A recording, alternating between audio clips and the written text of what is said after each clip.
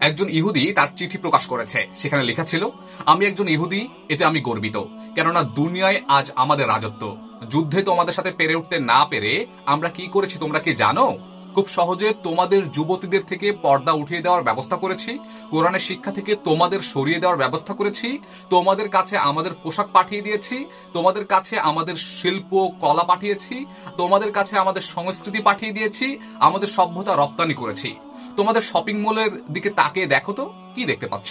সব উলঙ্গ পোশাকের মেলা, তাই নয়? মজার ব্যাপার হলো সেগুলো সকল কিছু তোমরা সহজেই গ্রহণ করে ফেলেছ। তোমরা কি জানো না লূত আলাইহিস সালামের সম্প্রদায়ের হাল কি হয়েছিল? কত নির্বোধ তোমরা! তোমরা আসলেই নির্বোধ জাতি। তোমরা স্লোগান দাও, ইহুদিরা আমাদের পবিত্র ভূমি ছিনিয়ে নিয়েছে, আমাদের প্রথম কিবলা দখল করে রেখেছে, কোরআন সুন্নাহকে শেষ করে দিচ্ছে। কিন্তু কই, কি করেছো তোমরা? কিছু করতে পেরেছো?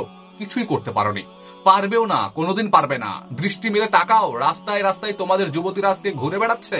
কি খুশির কথা, তোমাদের অবস্থা শোচনীয়। তোমরা মুসলমানেরা শেষ হয়ে গেছো। প্রভু আমাদের সহায় হন, প্রভু আমাদের সাহায্য করেন। তোমাদের শিক্ষা ব্যবস্থার দিকে তাকিয়ে দেখো তো, কিভাবে বদলে দিয়েছি। তোমরা যেখানে ইসলাম বলতে কিছুই নেই, আছে কিছু বিকৃত মতবাদ। আবার ঘরে ঘরে টেলিভিশনের ব্যবস্থাও করে দিয়েছি। জানো, এগুলো সবই আমাদের চক্রান্ত। সেখানে আবার নিচু মানসিকতার প্রোগ্রাম হয়ে থাকে। তোমাদের এখন চুপচাপ থেকে আমাদের বাতলানো পথেই চলা ভালো, যদি বাঁচতে চাও আর কি। আর দেখে যাও আমাদের প্রোগ্রামগুলো। আমরা তোমাদের যুবকদের মগজ নষ্ট করে দিয়েছি। একসময় তোমরা বড় সম্মানী জাতি ছিলে, এখন আমরা সম্মানী হয়েছি। তোমাদের যুবকরা আমাদের হাতের দিকে তাকিয়ে থাকে। তোমরা এখন চাকর জাতি, তোমরা আমাদের চাকরির জন্য পা চেটে যাচ্ছ।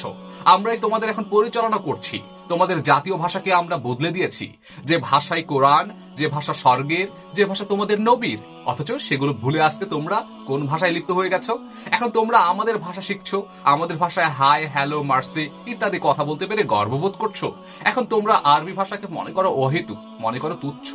তোমরা আজকে একতাবদ্ধ নাই কেন জানো? সেটাও আমাদেরই চক্রান্ত। তাই তোমাদের মসজিদে মসজিদে বিরোধী ফিরকা তৈরি করে তোমাদের বিভেদ সৃষ্টি করেছি। তোমরা যদি মারামারি করো, তাহলে আমাদের কি আর লড়াইয়ের প্রয়োজন আছে? আমরা তোমাদের দিনকে বড় গভীরভাবে অধ্যয়ন করেছি এবং ছোট ছোট মাসালাগুলো দিয়ে তোমাদের মধ্যে ফিরকা সৃষ্টি করেছি। অথচ তোমরা সেই ভিতরে পড়তে পারোনি, তোমরা সেই ধর্মের গভীরে যেতে পারোনি। তোমরা সেই আগুনেই এখন পুড়ে মরছো। এখন তোমাদের বাচ্চারা সিরিয়াল দেখে এবং বড় হয়, আর তোমরা তাদেরকে শান্ত রাখতে সিরিয়ালে মত্ত রাখো, আর নিজেরা ডুবে থাকো অন্য সিরিয়ালে অথবা মোবাইলে নেশায়। হ্যাঁ, তোমাদেরকে এভাবেই তো আমরা দূরে রেখে তোমাদেরকে পিছনে ফেলার চেষ্টা করেছি, এবং আমরা সফল হয়েছি। তোমরা দেখছো না, সকলের হাতে আজকে গেমস চলতেছে, সকলে গেম খেলাতে ব্যস্ত হয়ে গেছে।